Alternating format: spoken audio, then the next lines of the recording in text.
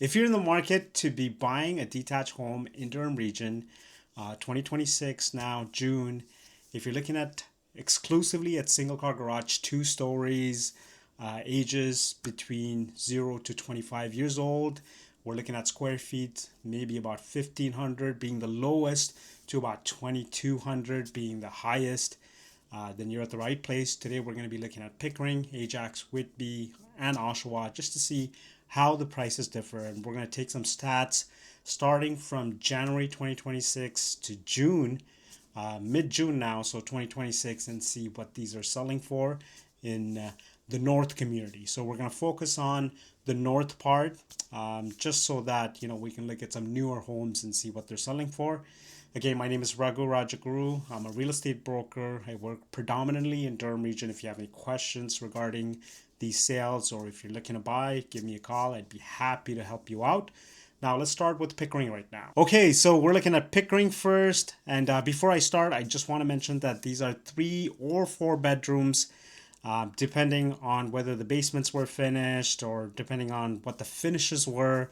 So the prices will vary, right? It's just if we have to go into how much they were renovated, whether the basements were finished, whether the basement had an apartment or etc. It just gets too complicated. So these prices really just gives you an overall scope of what these homes are selling for. But if you are interested for a certain budget and you're looking at certain city, then give me a call and then we can go through that. So starting with Pickering right here, as you can see, the mean average price is coming to just under $1 million, 996, 142, and we're specifically looking at rural Pickering. This is where the newer homes are, the new development, the new seating area they call it. So this is where the newer homes are, and the lowest being around 920, and the highest being about 1,085,000. So that's what you can expect in Pickering. Moving on to Ajax. Now we had about 13 units sell since the start of the year. Now in Ajax, we're specifically looking at the Northeast and the Northwest community. This is where the newer homes are. Again, we're trying to target 0 to 25 years of age. Some of them could be a little bit older. But you're looking at approximately a mean average price of about $927,000. And the lowest being around 750. That could be an outlier. And then highest being around 1,045,000, right? So we're looking at least 900,000 for average home sold in Ajax, which is in a newer condition between the square feet of 1,500 to 2,100. Obviously, when the square feet goes up, we know that the prices will go up, and the 4 bedrooms tend to fetch a little bit more money than the 3 bedroom. All right, so we got Whitby next. Since the start of the year, about 16 units have sold. In Whitby, we're looking at Brooklyn, Taunton North, Williamsburg, and rural Whitby. These are the communities where about 0 to 25, again, estimate years home are. And if the homes looked a little bit old, we have not included them. So just to give you an idea, we're looking at about mean average price of about 972 in Whitby, and the lowest being around 860 and the highest being around 1,070,000. So a lot of people think that when you do pass Ajax and you come to Whitby, prices will go down. That's not the case. Whitby is a strong competitor when it comes to prices, and a lot of people just seem to like Whitby. They skip Ajax and they come to Whitby. A lot of great communities in Whitby. So just because Whitby is a little bit further away from Ajax, it doesn't necessarily mean that the prices are going to be lower. Last but not least, we're talking about Oshawa. Now, here you'll see some price difference for sure.